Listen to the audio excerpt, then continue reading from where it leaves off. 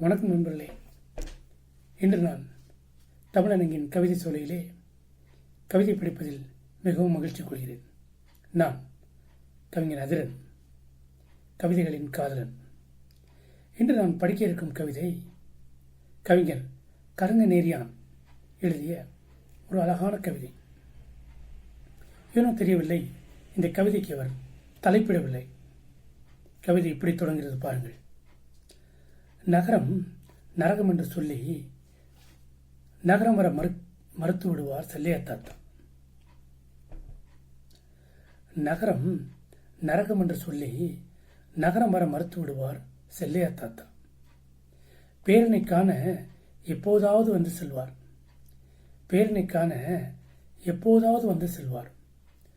ஞாயிற்றுக்கிழமை ஒன்றில் பேரனோடு காய்கறி வாங்கி திரும்பும்போது ஞாயிற்றுக்கிழமை ஒன்றில் பேரனோடு காய்கறி வாங்கி திரும்பும் பொழுது அடுத்து வெட்ட காத்திருக்கும் ஆடு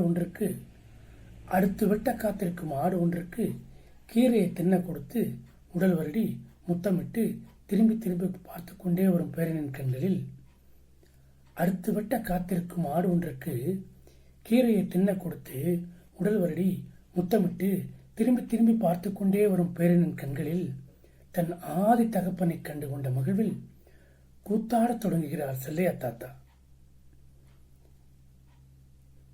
நடுவீதி என்று கூட பாராமல். பாருங்கள், இது எவ்வளவு அழகான கவிதை. இந்த கவிதையிலே ஒரு பேரனுக்கும் தாத்தாக்கும் உள்ள அன்பை சொல்லி அந்த பேரன் வழியாக அந்த தாத்தா தன் ஆதி தகப்பனை காண்பதாகவும் சித்தரித்திருக்கிறார். எத்தனை அழகு, எத்தனை அழகான காட்சி அமைப்பு. மீண்டும் இப்படி ஒரு அழகான கவிதையில் உங்களை சந்திக்கும் வரை வணக்கம் கூடி விடைபெறுவது உங்கள் அன்பு நண்பன் அதிரன். நன்றி, வணக்கம்.